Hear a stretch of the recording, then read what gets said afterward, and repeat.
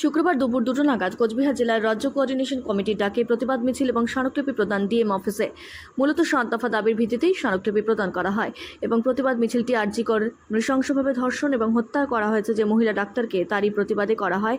কোচবিহার ব্রাহ্ম মন্দিরের সামনে থেকে এই প্রতিবাদ মিছিল বের হয় এবং গোটা কোচবিহারের বিভিন্ন রাস্তা পরিক্রমা করে এই প্রতিবাদ মিছিলটি। অবশেষে মিছিলটি সমাপ্ত হয় কোচবিহার জেলা শাসক দফতরের সামনে। এই মিছিলে শুধু জাস্টিসের জন্য প্রতিবাদ করা হয়নি, একটু ভিন্ন ধরনের প্রতিবাদ করা হয়েছে। গানের মাধ্যমে প্রতিবাদ করেছেন সদস্যরা। এই প্রতিবাদ মিছিল এবং স্মারকলিপি প্রদান থেকে কি জানাচ্ছেন সদস্যগণ? গণ অবস্থানে বিক্ষোভ এবং সেই সাথে ডিএম এর কাছে ডেপুটেশনের কর্মসূচি আছে। এই পেনশনার সমিতির সাথে রাজ্য কোঅর্ডিনেশন কমিটি কুচবিহার জেলা শাখা যৌথভাবে এই মিছিলের আয়োজন করা হয়েছে।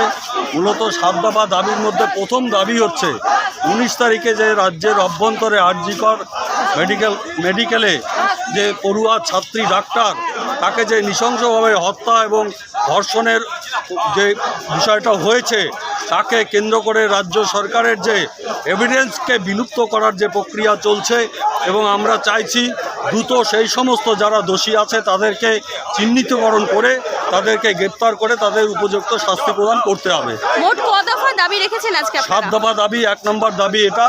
দ্বিতীয়ত পেনশনার সমিতির দাবি আছে যে রাজ্যের অভ্যন্তরে বিভিন্ন রাজ্য সরকারি দপ্তরে সমস্ত দপ্তরে অসংখ্য শূন্যপদ পড়ে আছে।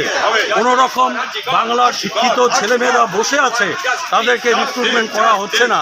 আমরা চাইছি স্বচ্ছতার সাথে শিক্ষিত ছেলেমেয়েদের, বেকার ছেলেমেয়েদের যাতে দ্রুত সমস্ত দপ্তরে রিক্রুটমেন্ট করা হয়, এই দাবিটাও আছে। আপনারা কি ডেপুটেশন জমা করবেন? আমরা ডেপুটেশন স্মারকলিপি জমা দেবো ডিএম সাহেবের কাছে।